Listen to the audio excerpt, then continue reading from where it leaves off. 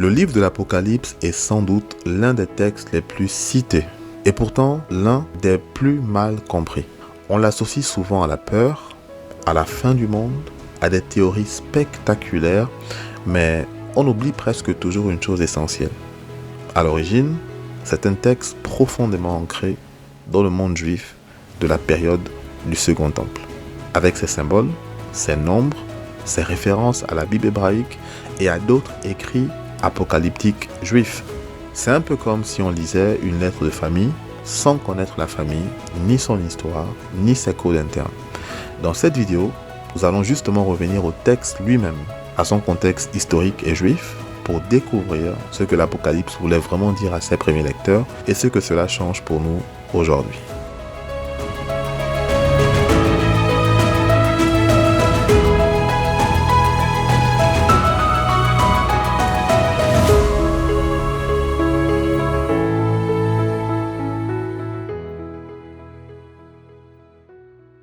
Shalom, bienvenue dans cette première vidéo d'une longue série consacrée au livre de l'Apocalypse. C'est une étude en plusieurs vidéos qui va s'étendre sur plusieurs mois parce que l'objectif n'est pas de survoler le texte, mais de l'explorer avec sérieux dans son contexte juif de la période du Second Temple, mais aussi dans son contexte historique et dans son langage symbolique. Pour ceux qui me découvrent au travers de cette vidéo, je suis Charles, certifié en Bible hébraïque, en contexte culturel juif du Nouveau Testament et de façon plus large de la période du Second Temple.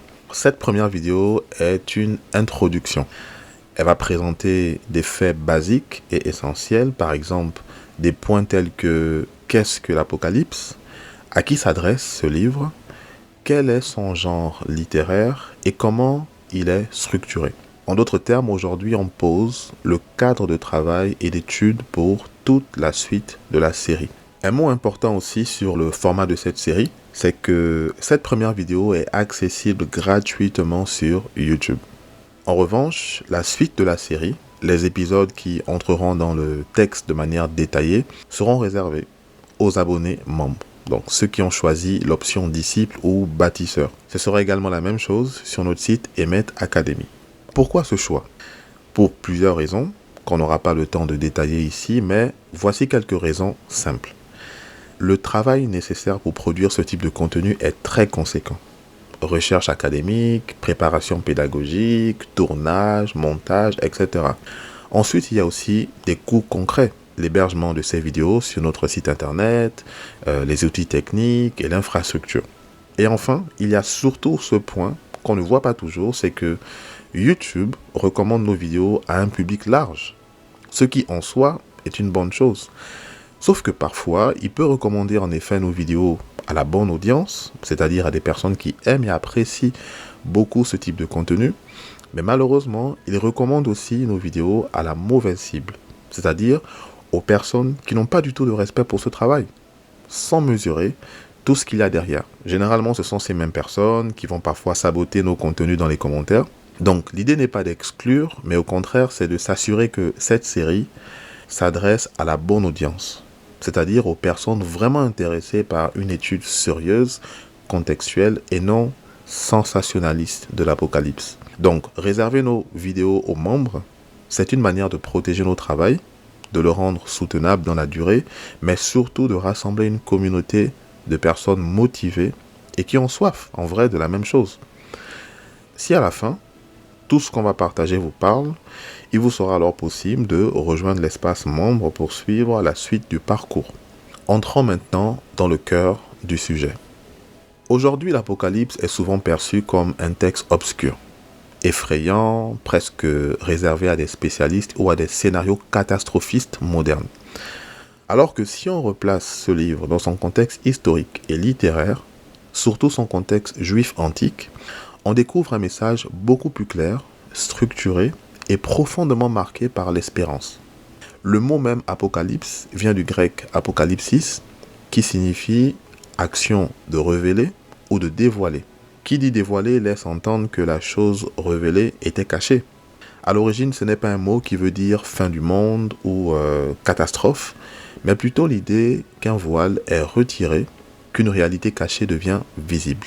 Le livre se présente à la fois comme une révélation de Jésus-Christ au tout début du livre, comme une prophétie, donc un message qui avertit, qui encourage, qui appelle à la fidélité, et comme une lettre adressée à des communautés bien spécifiques. Dans ce cours, l'approche sera volontairement académique et contextuelle. On ne va pas rentrer dans des prises de position personnelles, ni dans des positions théologiques de telle ou telle confession ou de telle ou telle communauté religieuse. Cela signifie qu'on va d'abord lire l'Apocalypse comme un message adressé à ses premiers destinataires, au premier siècle de notre ère dans l'Empire romain, avant de se poser la question de ce que cela peut signifier pour nous aujourd'hui. C'est un peu comme essayer de comprendre une lettre familiale retrouvée dans un carton d'archives. Avant d'y voir un message pour nous, on cherche d'abord qui écrit, à qui, dans quelle situation, avec quelle référence.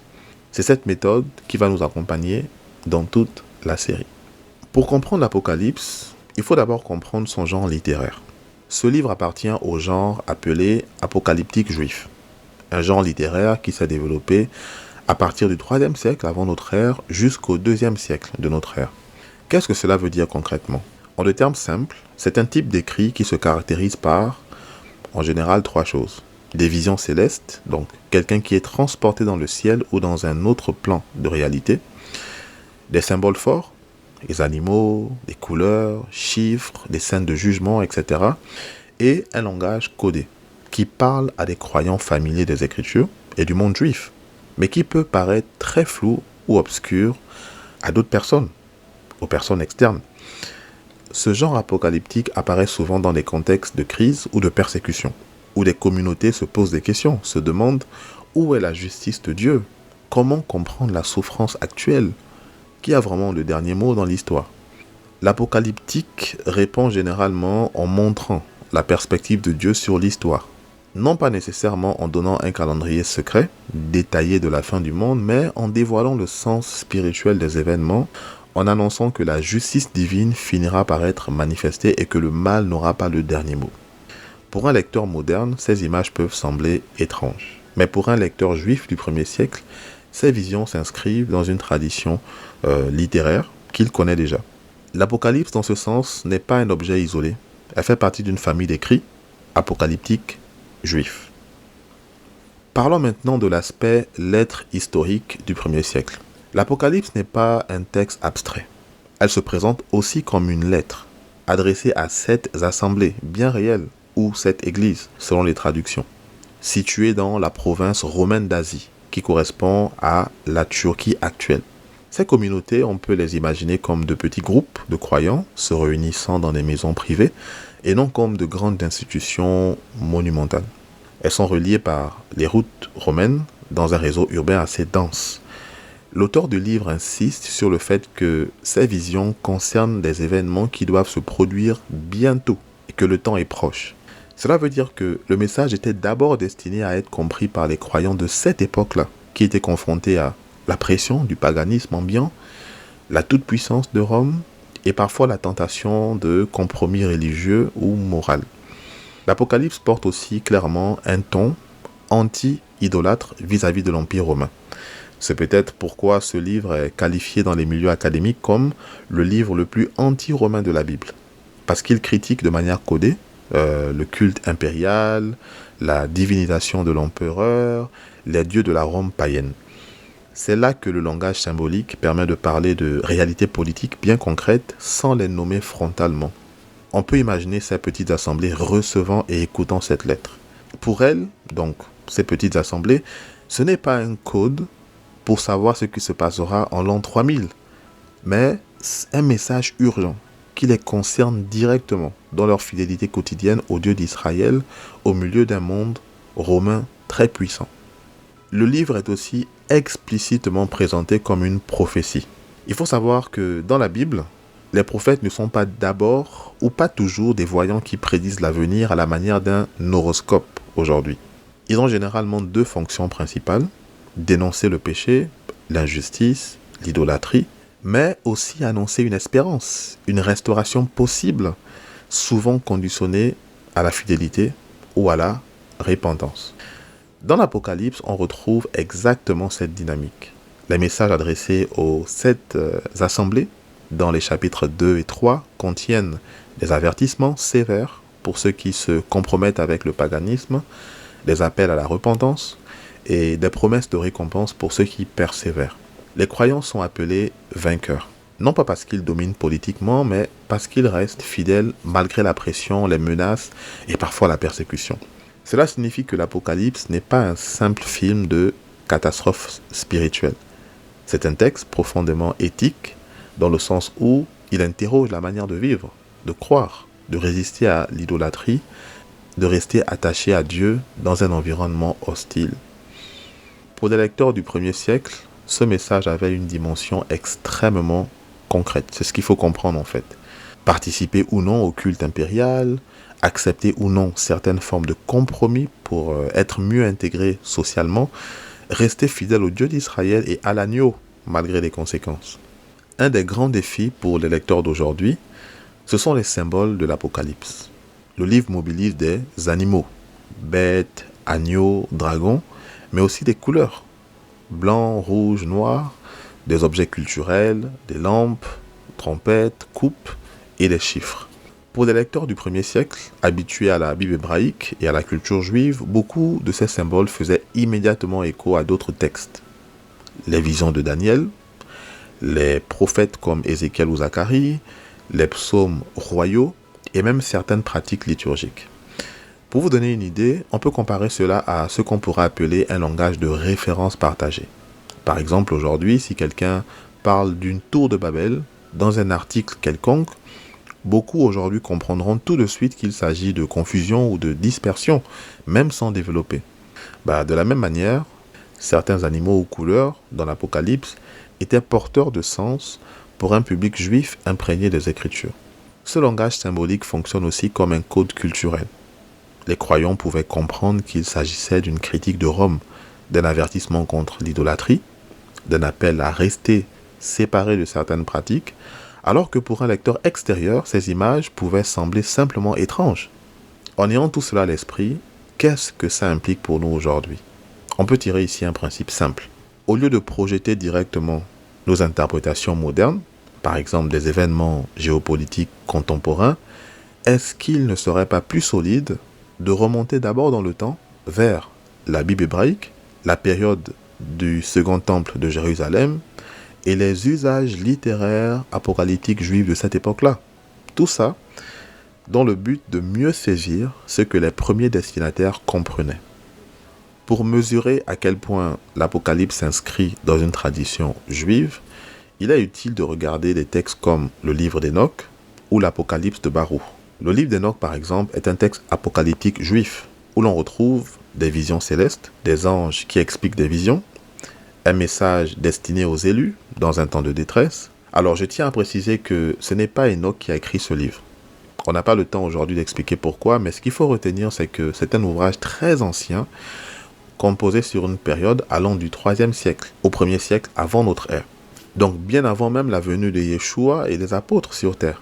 Il faut noter aussi qu'au temps de Jésus, ce livre était connu. On retrouve par exemple quelques traces du livre d'Enoch dans le Nouveau Testament, notamment dans l'épître de Jude et dans la 2e épître de l'apôtre Pierre.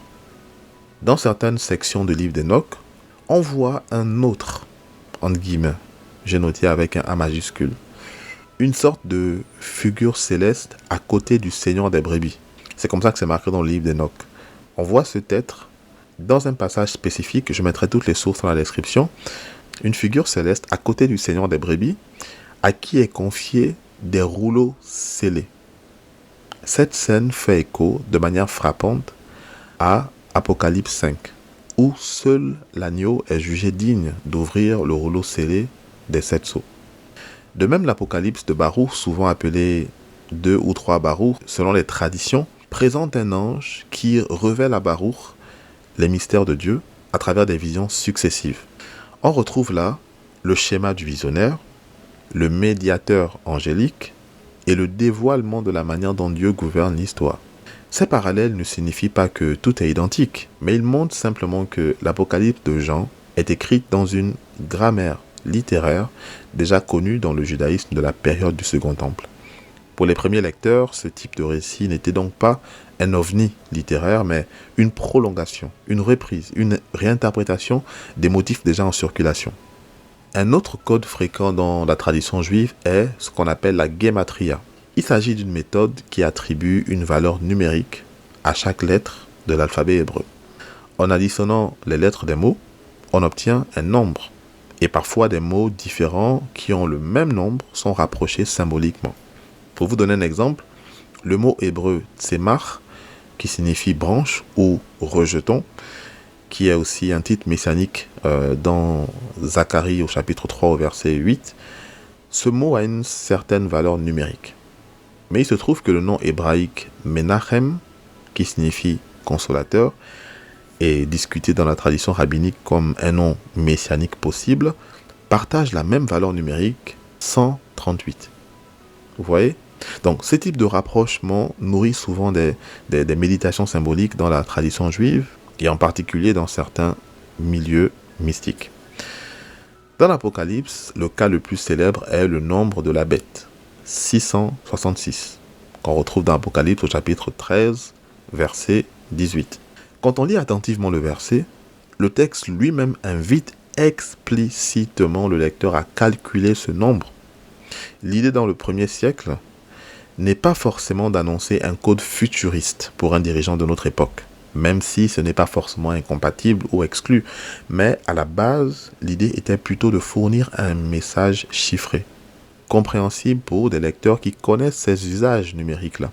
La gematria fonctionne un peu comme un jeu de mots chiffré. Pour quelqu'un qui a les clés, le message est parlant, mais pour celui ou quelqu'un qui ne les a pas, cela reste complètement obscur. Ce qu'il est important de retenir ici, ce n'est pas une interprétation détaillée du 666. Ce n'est pas l'objet de cette vidéo, on verra cela plus tard dans la série, mais voici le principe qu'il faut retenir. L'Apocalypse utilise des techniques littéraires juives pour évoquer des réalités politiques ou religieuses sans les exposer directement. Parmi les nombres qui structurent l'Apocalypse, le chiffre 7 occupe une place centrale. Dans la Bible hébraïque, le 7 évoque l'achèvement, la plénitude, parfois la perfection. Par exemple, dans le livre de la Genèse, on voit 7 jours de création. Dieu qui se repose le 7e jour. Dans l'Apocalypse, ce symbole est repris et amplifié. On trouve par exemple les 7 assemblées, 7 lampes, 7 sceaux, 7 trompettes, 7 coupes de la colère de Dieu et d'autres multiples de 7. Alors, cela ne signifie pas forcément que tout doit être compris comme un calendrier chronologique au sens moderne. Le nombre 7 dit simplement que le plan de Dieu est complet, qu'il va jusqu'au bout, qu'aucune partie de l'histoire n'échappe à sa souveraineté. D'autres textes bibliques jouent déjà avec ce type de symbolique. Par exemple, dans l'évangile de Matthieu, on parle de pardonner jusqu'à 70 fois 7 fois. On retrouve aussi la notion de 77 semaines dans le livre de Daniel. On voit donc que l'Apocalypse s'inscrit dans un langage symbolique partagé où les nombres ne sont pas de simples données arithmétiques, mais des marqueurs de sens théologique. À l'intérieur de ce cadre symbolique, il existe une série particulièrement importante, celle des 7 bénédictions du livre. La première apparaît dès l'ouverture au chapitre 1 au verset 3. Heureux celui qui lit et ceux qui entendent les paroles de la prophétie et qui gardent les choses qui y sont écrites, car le temps est proche. Cette première bénédiction joue le rôle de prologue, parce que elle place d'emblée l'Apocalypse sous le signe du bonheur, de la bénédiction pour ceux qui écoutent et mettent en pratique.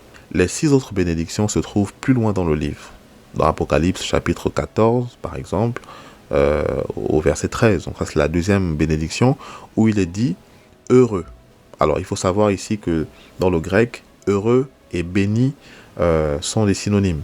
Ça veut dire que ce verset aurait pu être traduit par « bénis dès à présent les morts qui meurent dans le Seigneur », etc. etc. D'accord ? Bon, pour des raisons de simplicité, on va employer le mot « heureux ». Mais il faut savoir que derrière, l'état d'esprit, c'est « béni ». C'est équivalent. Donc, heureux dès à présent les morts qui meurent dans le Seigneur, dit l'Esprit, afin qu'ils se reposent de leurs travaux, car leurs œuvres les suivent. Donc ça, c'est la deuxième bénédiction. On retrouve les 5 autres bénédictions au chapitre 16, verset 15, chapitre 19, verset 9, chapitre 20, verset 6, chapitre 22, verset 7, chapitre 22, verset 14. Donc, 7 bénédictions au total. Pourquoi je parle de ça à cette partie? Parce que les chercheurs ont observé qu'elle semble organisée selon une structure chiastique, c'est-à-dire un parallélisme en forme de X. A1, B1, C1, C2, B2, A2, etc. Concrètement, ça signifie que les bénédictions du début de la séquence font écho à celles de la fin. Alors, je sais que ça peut paraître un peu compliqué pour certains, mais quand vous lirez les 7 endroits où on parle de la bénédiction, vous verrez que les thèmes de la mort dans le Seigneur et du repos répondent à ceux du bonheur final. La vigilance du croyant se reflète dans l'appel à garder les paroles du livre. L'invitation au repas des noces de l'agneau s'inscrit au centre comme un sommet. Cette organisation n'est pas un jeu intellectuel gratuit. Elle souligne un message global, c'est-à-dire persévérer, veiller, participer au repos et au banquet de Dieu. Pour les lecteurs anciens, la répétition de ces bénédictions réparties dans tout le livre formait une sorte de fil conducteur. Pour nous, reconnaître cette structure aide à voir que l'Apocalypse n'est pas un assemblage de visions dispersées, mais une œuvre littéraire très travaillée avec un même fil conducteur. Pour conclure, on peut maintenant rassembler tous les fils de ce cours d'introduction. L'Apocalypse est à la fois un texte apocalyptique juif, donc avec des visions, des symboles, un langage codé, une lettre du 1er siècle adressée à de petites assemblées bien réelles dans un contexte romain concret, et une prophétie, donc qui avertit, qui appelle à la fidélité et qui annonce une espérance. Sa compréhension suppose de prendre en compte le judaïsme de la période du Second Temple, de repérer les parallèles avec d'autres genres littéraires apocalyptiques juifs comme Enoch ou Baruch, de comprendre l'usage des nombres, notamment le 7 et des techniques comme la gematria, et de voir la structure littéraire du livre, par exemple à travers les 7 bénédictions.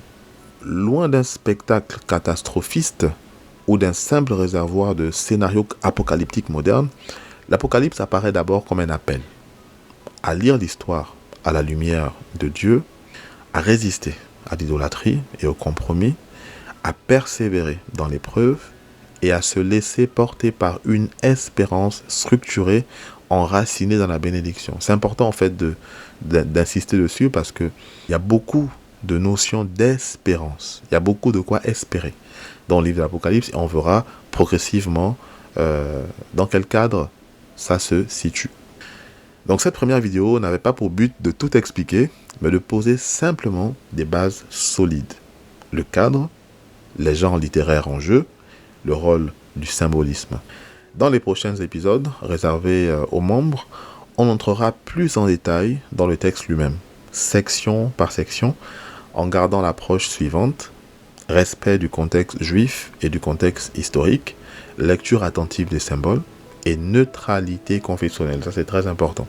Il faut vraiment qu'on reste purement dans l'étude du contexte culturel. C'est-à-dire que on ne va pas promouvoir une idéologie d'une telle confession ou d'une telle confession. Le but, c'est vraiment de se concentrer que sur la partie contextuelle et historique. Donc, si ce type d'approche vous parle et que vous souhaitez découvrir le livre de l'Apocalypse dans son contexte culturel, sans peur, sans sensationnalisme, mais avec sérieux, clarté et espérance, vous pouvez rejoindre l'espace membre des Maîtres Academy pour suivre la suite du parcours dans de bonnes conditions. Sur ce, je vous dis à très bientôt pour la suite de cette exploration du livre de l'Apocalypse. Shalom.